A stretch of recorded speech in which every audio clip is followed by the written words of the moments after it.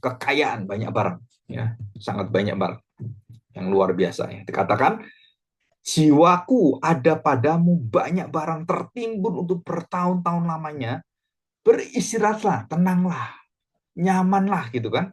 Makanlah, minumlah, dan bersenang-senang. Aduh, saya sudah punya ini, saya mau senang-senang. Mau makan apa bisa, mau pergi sini bisa, mau beli ini bisa, beli mobil yang mewah pun bisa, yang mobil lomba Lamborghini, Porsche, atau yang mungkin kalau Mercy gitu di bawah gitu ya bagi mereka. Kenapa? Ini udah terlalu bagus sekali, terlalu hebat, terlalu kayanya luar biasa. Dan apa yang terjadi? Ingin bersenang-senang, makan, minum, dikatakan oleh pengkhotbah, termasuk Salomo juga pernah mengalami ini, dan jauh lebih hebat dari orang ini. Dan makan, minum di bawah matahari itu manusia cuma carinya itu, yang akhirnya jadi dikumbangan dan kemudian dicambangan. Ya. Dikatakan, tetapi firman Allah kepadanya, hei engkau, orang bodoh, orang kaya, harta benda, termasuk orang pintar, bisnisnya luar biasa, dikatakan, hai engkau orang bodoh, orang kaya yang bodoh. Pada malam ini juga jiwamu akan diambil daripadamu, dan apa yang telah kau sediakan untuk siapakah itu nanti? Kamu menimbun banyak itu untuk dirimu untuk nikmati, tetap terbatas. Kamu nikmati semua harta benda begitu banyak, berlimpah-limpah, lumbungmu itu tambah besar, tambah besar. Saudara, apa gunanya? Untuk dirimu enggak. Ya, bahkan orang-orang kaya itu yang menikmati itu orang-orang yang bukan dirinya, tapi orang-orang dalam rumahnya itu rumahnya besar, sampai ribuan meter dan mungkin sampai ada yang 2 hektar gitu kan. Ada lapangan sepak bola, ada lapangan tenis, ada lapangan badminton, ada lapangan yang untuk bermain dan banyak lagi, ada kolam renangnya, ada golfnya. Waduh, luar biasa, ya. Demikianlah juga jadinya dengan orang yang mengumpulkan harta bagi dirinya sendiri jikalau ia tidak kaya di hadapan Allah. Dan kemudian Tuhan Yesus menyatakan hal kekhawatiran. Ini jelas ya. Nah, kita akan belajar ini ya. Kita akan belajar. Coba kita lihat. Ya, kita lihat bersama. Nah, saudara, saya harapkan saudara tahu ini siapa ya. Ya. Saudara, mungkin saya beritahu aja kalau saudara belum tahu ini siapa. Saudara yang itu lagi pernikahan dan naik mobil yang luar biasa di Walt Disney, dan itu namanya Harvey Mois dengan Sandra Dewi yang sekarang kena kasus korupsi gitu ya. Dan di sebelah kiri adalah seorang bernama anak muda yang luar biasa yang sungguh-sungguh cepat ya, jadi umur 20 tahunan sudah miliarder. Nah, sekarang dia sudah triliuner dan dia mengajar banyak di akademi kripto dan semuanya, namanya Timothy Ronald. Nah, saudara, ini anak muda yang luar biasa ya, dan saya pikir ini satu zaman yang ada perubahan ya, perubahan yang luar biasa. Jadi generasi milenial ini, jadi generasi Y ini, Z dan Y ini generasi yang akan banyak mempertontonkan kita kepada bagaimana mereka mendapatkan kekayaan, kedudukan, kehormatan itu dengan sangat luar biasa cepat. Nah, saudara, yang dua di bawah itu yang sebelah kiri yang rambutnya rada-rada dicat gitu kan, yang warnanya mungkin biru-biru langit gitu kan. Itu namanya Atta Halilintar. Saudara tahu ini adalah seorang yang YouTuber yang sangat terkenal sekali dan pengikutnya udah puluhan juta. Dan kemudian Raffi Ahmad dengan istrinya, anak kita Slavina. Nah, saudara, saya ingin supaya kita belajar bahwa orang-orang ini adalah orang-orang yang sukses ya. Jadi katakan sukses itu sukses dengan luar biasa dan bukan hanya jutawan atau miliuner, tapi sudah masuk dalam triliuner, dan ini semua orang-orang triliuner. Nah, cuman yang satu kena kasus ya, Harvey Mois kena kasusnya. Kita nggak tahu bagaimana ke depan. Nah, cuman saya ingin kita belajar bahwa apa yang harus kita hadapi dan sikap kita, termasuk kalau saya punya anak, kalau saya punya jemaat dan semuanya. Bagaimana saya menyikapi dan menasihati orang-orang yang melihat ini semuanya. Karena kita gampang terpancing dan gampang mengikutinya. Atau ingin mencapai seperti orang-orang ini. Perbandingannya, perhatikan. Orang yang triliuner dengan orang-orang yang biasa itu, kalau kita ingin mencapai tempat yang tertinggi seperti mereka, nggak semua orang bisa seperti mereka. Anggaplah 200 juta penduduk Indonesia yang menjadi seperti itu nggak lebih dari 5 orang, ya. Atau mungkin nggak sampai lah, paling banyak kita ngomong 100 orang atau 100 orang kaya di Indonesia gitu kan, termasuk mungkin salah satunya mereka. Yang terkaya kan 9 naga itu, orang bisnismen kan yang terkaya. Jadi Budi Hartono, atau yang dari Singapura itu, terus kemudian ada yang lain, dan juga beberapa pedagang, termasuk Prajogo Pangestu. Saudara, itu semua adalah hal-hal yang saya pikir kita harus belajar baik-baik, dan kita harus betul-betul menyikapi dengan menurut hati Tuhan, bukan ikut renjaman. Nah, ini bahaya sekali. Oke, kita belajar seorang bernama Nahor. Ya, Nahor. Saudara, siapakah Nahor itu? Kita akan buka Kejadian pasal yang ke-11 ya. Jadi pasal 11. Keturunan Sem ini ya. Nah, kita lihat ini. Nah, saudara, ayat yang ke-24. Kejadian 11 ayat 24. Siapakah Nahor dan apa arti kata Nahor ya? Setelah Nahor hidup 29 tahun, ia memperanakan Tera. Nah, Tera ini adalah papanya Abraham. Jadi Nahor itu kakeknya Abraham. Saudara perhatikan, ini ada keturunan dari Sem ya, keturunan dari Sem, ya, mulai dari Nuh, kemudian Sem, dan terus. Nah, 10 keturunan itu nanti berhenti di Abraham. Abraham yang mulai lagi ya. Jadi Nuh sampai kepada Abraham itu ya. Itu garisnya seperti itu. Nah, saya akan memperhatikan kita pada satu orang bernama Nahor, kakek Abraham, ayahnya Tera, ayahnya Abraham. Ya, di sini dikatakan Nahor masih 119 tahun setelah ia memperanakan Tera dan memperanakan anak lelaki dan perempuan. Dan ada yang lain, termasuk itu Laban ya di situ. Nah, setelah Tera hidup 70 tahun, ia memperanakan Abraham, Nahor, dan Haran. Nah, Tera itu hidup 70 tahun, ia memperanakan Abraham, Nahor, dan Haran. Nah, pergilah ke Haran gitu kan. Nah, itu waktu zamannya siapa itu Isa, kemudian anaknya lagi yang cucunya Yakub, itu semua berkaitan dengan Laban, Haran, Nahor, itu berkaitan dengan keluarga. Nah, saudara perhatikan bahwa waktu Abraham hidup dan waktu kita lihat dengan zamannya Nuh dan khususnya Nahor ini ya, Nahor ini itu Nuh masih hidup. Umurnya sudah 900 tahun. Nah, itu ada silsilahnya semua. Jadi mungkin tempatnya jauh, saya nggak tahu ya. Tempatnya jauh dan keturunan-keturunan itu kan ratusan tahun kan, dan mereka tersebar gitu. Nah, apa arti kata Nahor? Nahor itu artinya adalah saudara, satu terengah-engah. Kenapa terengah-engah? Ada satu nafas yang berat. Nahor itu satu apa ya? Napas yang habis bekerja yang luar biasa, terengah-engah gitu. Atau dikatakan keletihan, ngos-ngosan.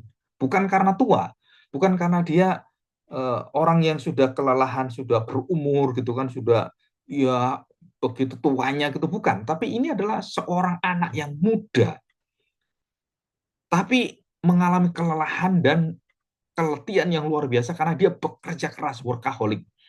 Dan bukan hanya itu, Nahor juga seseorang yang memiliki satu kekuatan dan mencapai cita-citanya, keinginannya melebihi batas segala yang dia pikirkan, yang dia mau. Jadi dia ingin mencapai sesuatu yang jauh lebih baik lagi, lebih baik lagi, lebih baik lagi. Kalau saya sudah bisa jutawan, saya ingin menjadi miliarder. Kalau sudah miliarder, saya ingin menjadi triliuner. Kalau udah triliun, saya ingin menjadi ya triliunnya di atasnya itu, di atas triliuner. Nah, istilahnya mungkin ada istilah yang lain lagi. Nah, apakah itu bisa? Bisa saja, karena 1.000 triliun itu kan ada istilahnya. Kalau setiap 3 lipat itu ya, angka nolnya 3. Nah, saudara perhatikan baik-baik. Nahor dikatakan bahwa dia mati muda. Mati muda kenapa? Karena dia mati, dituliskan di dalam beberapa tradisi bahwa Nahor itu mati karena dia di dalam puncak karir. Dan karena dia workaholic dan dia kerja keras, tiba-tiba dia mati mendadak. Saudara, tentu saja kematian siapa ini Nahor ini itu adalah kematian yang sudah dirancang oleh Tuhan. Dan kematiannya kematian yang menunjukkan bahwa Nahor sedang di dalam kondisi hidupnya keluar dari jalur Tuhan. Dan dia kacau luar biasa, dan dia tidak lagi memperhatikan apa yang diminta oleh Tuhan. Jadi warisan iman dan juga keteladanan dari Nuh dan semuanya itu tambah lama tambah luntur, dan akhirnya Nahor ke Tera, Tera akhirnya menyembah berhala. Jadi bayangkan keturunan dari Nuh itu akhirnya menyembah berhala semua.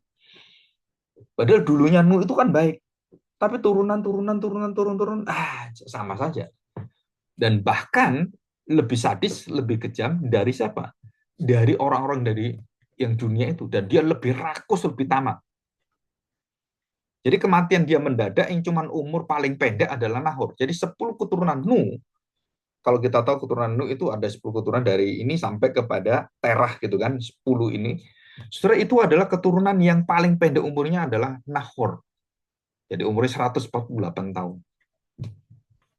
Ya. Dan dia adalah yang ke-8. Ya, 8, 9 Terah, 10 Abraham. Mati mendadak dalam puncak kejayaan dan menikmati seluruh apa yang dia capai itu. Jadi dia seperti seorang yang mencapai terus mencapai dan nggak berhenti karena ada kerakusan, ada ketamakan dan keinginan tidak bisa lagi kepuasannya itu dihentikan. Jadi ingin puas ini, ingin lagi, ingin puas ini. Nah, suara itu yang kita harus hati-hati. Jadi kita diajar sekarang dalam dunia tadi foto-foto yang kita lihat ya seperti ini. Saudara, kita diminta untuk atau dipacu gitu ya, dipacu untuk mencapai kekayaan, kehormatan, kedudukan yang seperti mereka. Kalau bisa cepat saya mau ini, mau ini, mau ini. Dan saudara tahu, hampir semua orang-orang yang mencapai hal-hal yang seperti ini dan kemudian mereka melakukan, mereka mencari, perbandingannya itu perbandingannya 1 banding 100.000. Jadi kalau saat dunia ini adalah hampir kira-kira nggak sampai 10 miliar gitu. Orang-orang yang mencapai seperti ini yang triliuner itu nggak lebih daripada mungkin 1.000 orang. Jadi perbandingannya dengan miliar dengan 1.000 orang atau mungkin yang terkait di dunia anggaplah 100.000 orang dengan 10 miliar manusia. Sudah itu perbandingan sangat beda. Jadi kita nggak bisa membawa dalam hidup kita, kita meniru orang yang berhasil dengan seluruh kekuatannya, dengan seluruh kepandaiannya, kecakapannya, talentanya, terus kita ingin meniru dia. Jadi kalau semuanya saya seorang yang terkenal seperti Michael Jackson atau Elvis Presley atau mungkin bintang film seperti Tom Cruise atau seperti yang terkenal sekarang ini ya, seperti yang jadi Iron Man gitu kan. Nah, saudara, orang berpikir, oh saya ingin seperti dia. Kita nggak tahu bahwa perjuangan dan seluruh karakternya serta ciri-ciri yang ada, konteksnya semua itu berbeda. Jadi kita nggak bisa meniru orang itu seperti kekayaannya dan semua jalannya, kemudian menjadi bagian kita, dan kita jadi seperti itu. Nggak mungkin, so. Bahkan anaknya sendiri pun nggak akan seterkenal ayahnya. Jadi Michael Jackson punya anak, malah banyak anaknya bintang-bintang seperti ini nggak mau seperti ayahnya. Atau di dalam kerajaan seperti Ratu Elizabeth gitu kan, dengan Pangeran Philip, dengan kemudian sekarang Pangeran Charles dan anaknya si Harry dan semuanya, justru itu beda. Bahkan mereka nggak mau di istana. Nah, sore ini kita lihat ya. Jadi jangan terpancing dengan bujukan rayuan dalam dunia ini, saudara. Iblis sedang membuat satu idola dan kita dipancing untuk ikut dan terjebak di sana, terjerat di sana, dan kemudian kita masuk seperti Nahor. Akhirnya mati muda dalam dosanya, dalam nafsunya, dalam kerakusannya. Akhirnya Nahor itu mati seperti orang-orang yang diperingatkan oleh Tuhan. Mati dalam hal apa? Bukan dalam ketidakberhasilan, mati di dalam puncak keberhasilan. Kesia-siaan hidup. Jadi kalau saudara melihat orang-orang seperti orang kaya-kaya semua itu, dan saudara mengingininya, dan kemudian sikap kita juga sama, wah nggak peduli terus kerja, workaholic pokoknya dapat duit, wah pengen lagi lebih tinggi lagi, kumpulan uang lagi, nggak habis-habis, dan itu akan menyedot kita, dan itu akan memperpendek umur kita, dan kita akan mati dengan waktu yang sangat singkat. Nah kita kalau nggak hati-hati ya, jadi orang-orang seperti ini makan sembarangan, minum sembarangan, menikmati semuanya dan semua makanan-makanan dan itu numpuk kemudian tinggal tunggu kehancurannya. Ya. Nah, kita diperingati. Saudara perhatikan, kenapa di dalam Alkitab orang-orang mati mendadak itu biasanya ada beberapa penyebabnya. Ya, termasuk dalamnya adalah dosa yang berupa yaitu ketamakan. Ya. Ada 2 penyebab kematian mendadak dan di dalam perjalanan Bapak iman yang ada dalam Alkitab. Dan Amsal memperingatkan kita, yang pertama adalah orang yang sombong pongah dan orang yang bersih tegang leher yang tidak mau dinasihati, dipulihkan, dan dia hancur semuanya. Jadi bukan hancur karena nggak punya kekayaan, hancur karena kekayaan itu. Jadi lumbung-lumbungnya ditanam dan dia mati, dicabut oleh Tuhan. Aku cabut nyawamu, kamu mau apa? Kamu kaya untuk siapa? Kalau kamu mati terus mau apa kamu?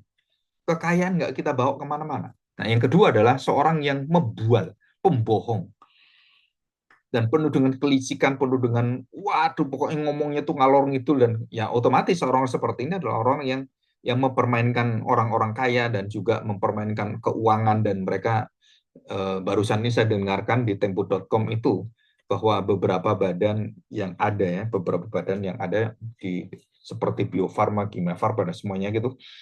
Nah, saudara, itu membuat satu kelicikan, satu akal-akalan. Dan meliciki apa? Sepertinya obatnya itu laku dibeli ini, kemudian diambil sini, dan itu fiktif semuanya. Dan sampai kerugiannya, baik itu BUMN ya, yang berkaitan dengan kimia farma, obat-obatan itu kerugiannya bisa puluhan triliun, bahkan bisa mencapai sampai ratusan triliun. Kenapa? Karena dipermainkan orang yang membuat akal-akalan dengan kelicikan. Jadi boleh dikatakan ini adalah dunia yang begitu rusak. Dan negara kita juga kita harus doakan. Kenapa? Di segala lini itu, wah itu sudah ambruk dia.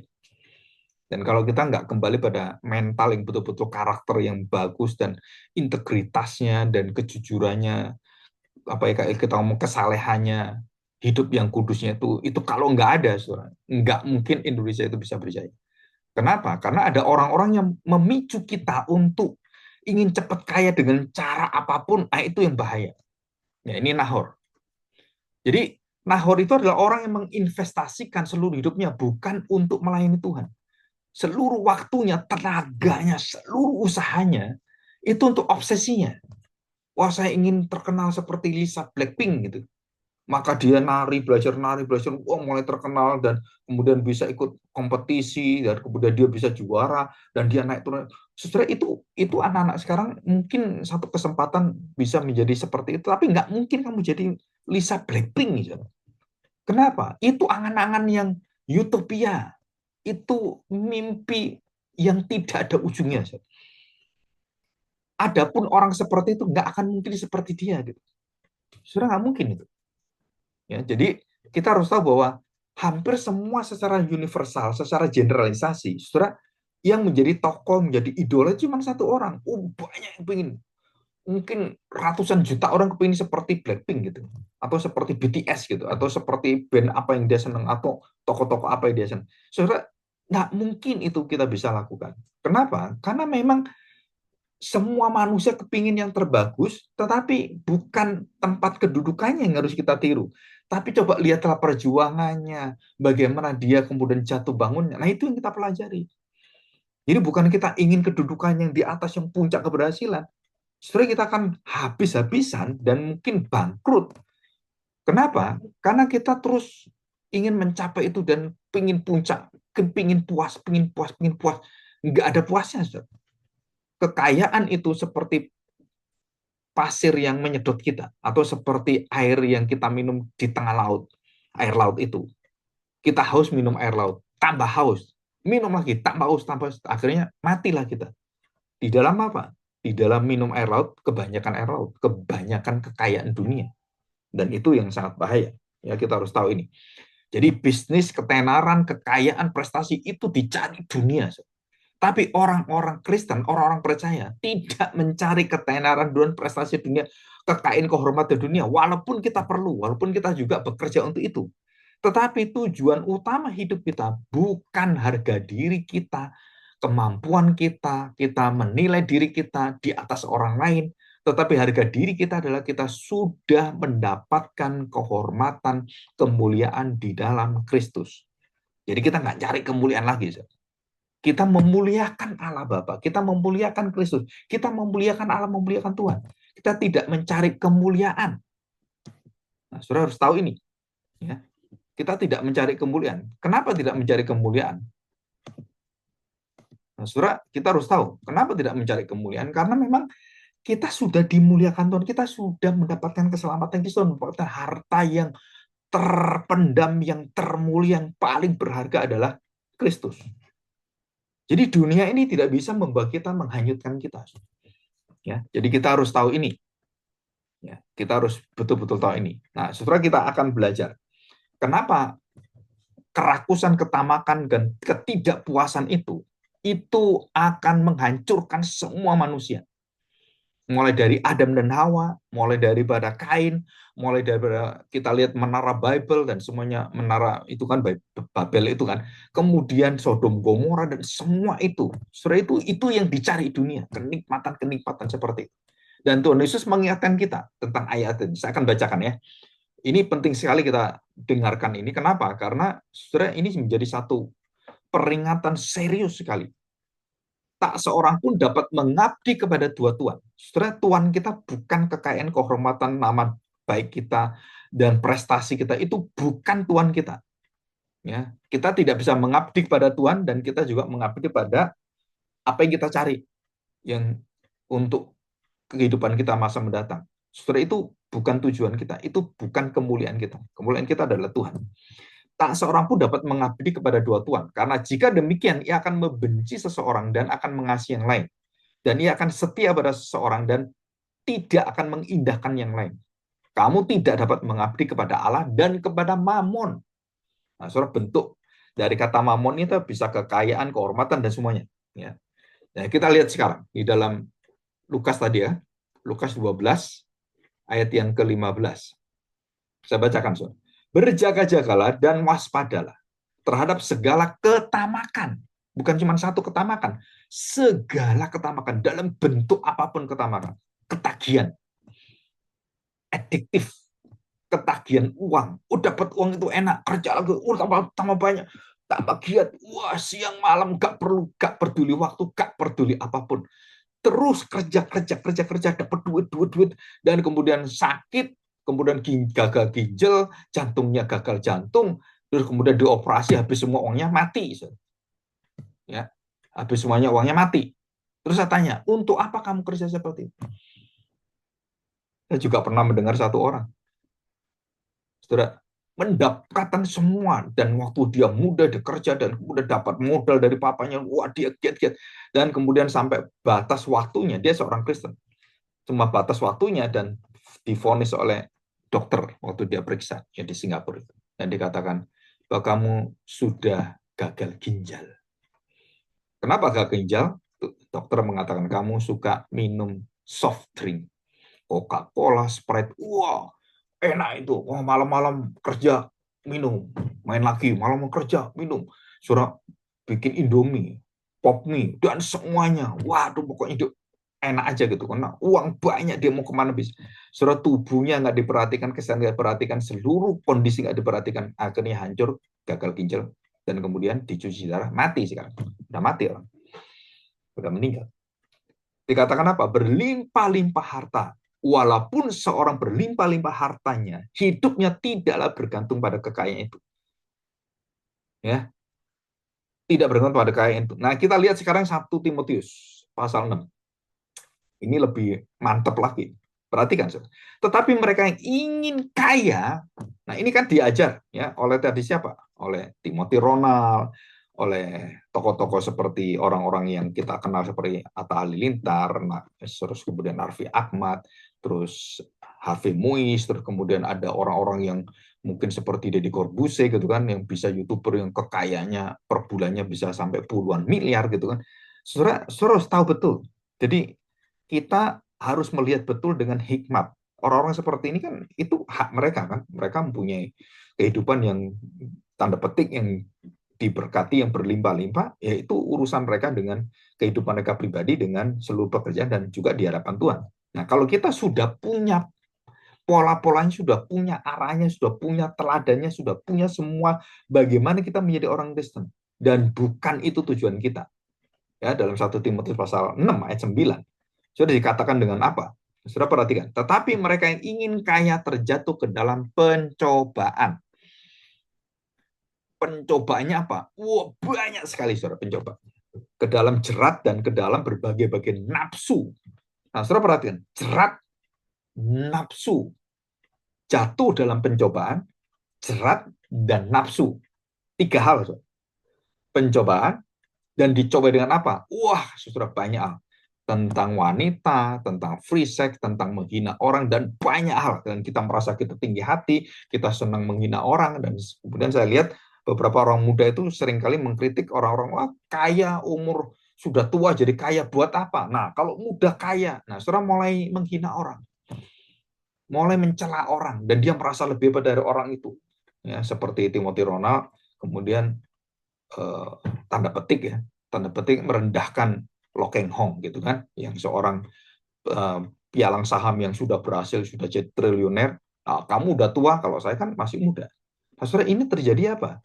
Satu ambisi yang naik. Nah, ini seperti Nahor. Saudara. Nanti orang-orang seperti ini akan kelelahan. Namanya Nahor itu kan nafasnya berat sekali. Dan kerja, akhirnya habis nafasnya, jantungnya berhenti, mati. Saudara. Dan itu semua ke sana. Alkitab sudah katakan, ingin kaya terjadi dalam pencobaan, dan banyak pencobaan, dan seluruh hidupmu akan hancur total. Sudah nggak percaya, nanti buktikan semua apa yang dikatakan Alkitab. Dan masuk ke dalam jerat dan berbagai nafsu yang hampa. Nafsunya hampa. Oh, saya ingin kaya, menjadi orang muda yang mendapatkan 10 triliun. Wah, umur gak sampai 40, saya dapat 100 triliun, 1000 triliun. Wah, luar biasa. Cari terus, cari terus. Dan nafsunya itu bermacam-macam. Dan hampa. Dan kemudian dikatakan dalam firman Tuhan, yang mencelakakan dan menenggelamkan manusia ke dalam keruntuhan dan kebinasaan. Apa yang diajarkan Tuhan Yesus doa Bapa kami? Cukupkan kami pada hari ini makanan kami dan semua yang kami beri. Apa rumusnya? Cukup. Pak, kalau saya cukup terus kelebihan gimana? Saya kerja giat gimana? Itu adalah untuk memuliakan Tuhan, untuk menolong orang, berbelas kasihan, bermurah hati, dan itu keluar semua. Dan itu adalah firman Tuhan. Jadi bukan untuk bangga-bangga diri, saudara. Untuk apa itu? Coba saudara lihat orang-orang yang kaya, orang-orang tua yang seperti sembilan naga itu. Apa mereka pamer? Apa mereka tunjukkan dirinya seperti anak-anak muda seperti itu? Wah, beli ini, wah kayaknya luar biasa. Padahal saudara tahu, itu ujungnya kehancuran semua. Ya, satu persatu udah hancur. Dulu ada Indra Kents gitu kan, wow, udah hancur semuanya. Coba semua yang bergulat di situ, Alkitab sudah menjelaskan, ujungnya adalah kematian, ujungnya adalah kehampaan, ujungnya adalah maut. Dan jangan sampai kita ikut ke sana. Kenapa? Karena ujungnya maut. Oke ya. Ayat yang ke-10. Karena, nah surah ini saya ulangi ya, ayat yang ke-9. Tetapi mereka yang ingin kaya terjatuh dalam pencobaan, ke dalam jerat, dan ke dalam berbagai nafsu yang hampa, yang mencelakakan, yang menenggelamkan. Yang hampa, mencelakakan, menenggelamkan manusia ke dalam keruntuhan dan kebinasaan. Karena akar segala kejahatan ialah cinta uang. Cinta itu lebih kepada ikatan, menjadi budak, menjadi ilah. Mamon, uang itu menjadi ilah. Cari terus. Kita butuh uang. Cinta ya cinta. Cinta nggak ada uang, nggak ada cinta. Nah, saudara, itu ada orang bodoh sekali. Kalau ngomong, cinta saya kalau nggak ada uang, itu nggak ada cinta. Nggak ada cinta sejati tanpa uang. Saudara, itu kebodohan yang luar biasa. Karena cinta sejati tidak lahir dan ditentukan oleh kekayaan, kehormatan, semuanya. Tapi cinta sejati adalah pengorbanan, kematian, kerelaan. Itu cinta sejati yang diajarkan Tuhan Yesus, bukan dunia. Jadi katakan akar segala kejahatan ialah cinta uang. Sebab oleh memburu, saudara, mengejar, kejar. Nih, saya contohnya, saya sudah miliarder, umur 30 tahun. Oh, saya 20 tahun miliarder. Dan ada yang katakan, oh, saya 17 tahun jadi miliarder. Saya 10 tahun jadi miliarder. Ada yang kemudian 5 tahun jadi miliarder. Loh, kok bisa Pak 5 tahun miliarder? Iya, dia bikin YouTube, kemudian anak kecil itu lucu. Ini seperti pengikutnya puluhan juta. Dan kemudian banyak. Dan kemudian anak ini sudah mendatangkan uang miliaran. Umur berapa? 5 tahun. Dan ada lagi yang baru umur 1 tahun, bayi. Ada yang umur setengah tahun, yang lucu sekali. Mimik-mimiknya tuh, waduh, yang lihat bisa ratusan juta. Saudara, anak masih bayi bisa jadi miliarder. Bisa, saudara. Zaman sekarang ini luar biasa aneh. Tapi itu kenyataan. Kenapa? Karena multimedia dan kemajuan zaman ini. Bahkan orang nggak ngerti apa-apa seperti bayi pun bisa jadi miliarder. Jadi jangan sombong. 20 tahun jadi miliarder. Enggak, nanti bayi bisa jadi miliarder. Saudara, dikatakan di sini, memburu uanglah. Beberapa orang telah menyimpang dari iman. Nah, menjadi orang Kristen, kalau seluruh hidupmu, fokusmu hanya mengejar dan kemudian mencari dan menjadi satu ketagihan, kerakusan, ketamakan ke uang itu, saudara, hidupmu hancur. Sudah tinggal tunggu waktu. Dan engkau akan menyimpang, engkau jauh dari Tuhan. Dan engkau tidak mau untuk dekat dengan Tuhan. Bersandar pada Tuhan. Oh, apalagi? No. Dan menyiksa dirinya dengan berbagai-bagai duka. Nah, kemudian di akhir hidupnya, sakit, penyakit, kemudian ditipu orang. Waduh, sudah banyak sekali. Ya. Jadi ini adalah satu hal yang sangat penting sekali. Ya. Oke, saya baca dalam Ibrani. Ya, ini ayat saya bacakan supaya kita belajar baik-baik. Ayat Ibrani 13 ayat 5. Janganlah kamu menjadi hamba uang dan cukupkanlah dirimu dengan apa yang ada padamu. Karena Allah telah berfirman, aku sekali-kali tidak akan membiarkan engkau dan aku sekali-kali tidak akan meninggalkan engkau.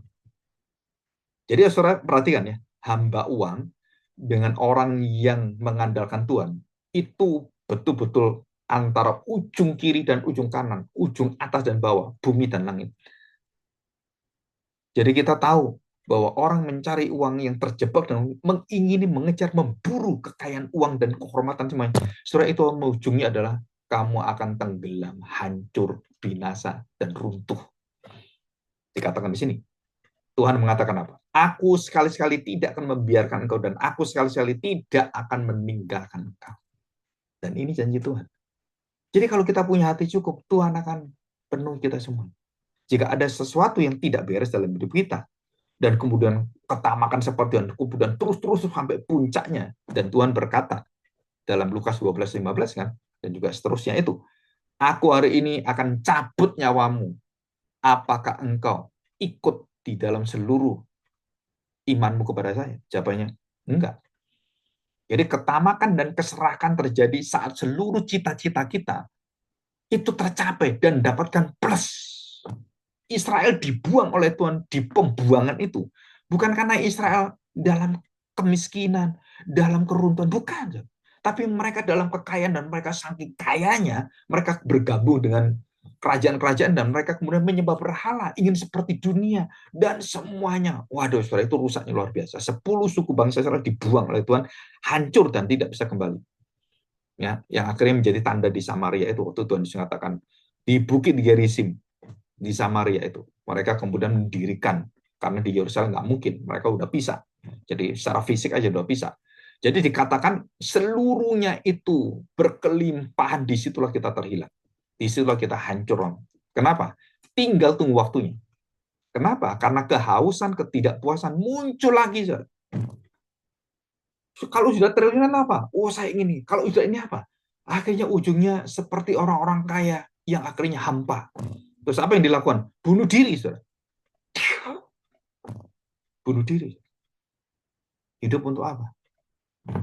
Yang satu bunuh diri karena utang, yang satu karena mengutangi orang banyak. Yang satu karena utang yang terlalu berat, bunuh diri. Yang satu banyak uangnya, bunuh diri. Kayak bunuh diri. Saudara, ini sesuatu yang tidak wajar. Ya, sesuatu nggak wajar. Coba kita baca lagi. Ya, di sini kita baca. Saudara perhatikan ya. Saya akan bacakan di dalam Lukas 16. Ya, Lukas 16 ayat yang ke-13. Seorang hamba tidak dapat mengabdi pada Tuhan karena jika demikian ia akan membenci yang seorang dan mengasihi yang lain. Ini kita masih ingatkan. Dan sudah dikatakan di dalam Matius 19 ayat yang ke-23 ya. Demikian. Aku berkata kepadamu sesungguhnya sukar sekali bagi seorang kaya. Ya, orang kaya bukan orang kaya biasa, ini orang kaya yang tadi itu ceritanya, yang cinta uang, yang memburu untuk masuk ke dalam kerajaan surga. Itu mustahil. Lebih mudah seekor unta masuk ke dalam lubang jarum daripada orang kaya masuk dalam kerajaan Allah. Dan ini peringatan dari Tuhan Yesus. Dan yang terakhir dalam Efesus pasal 5. Ya, Efesus pasal 5 ayat yang ketiga. Tetapi perhatikan baik-baik.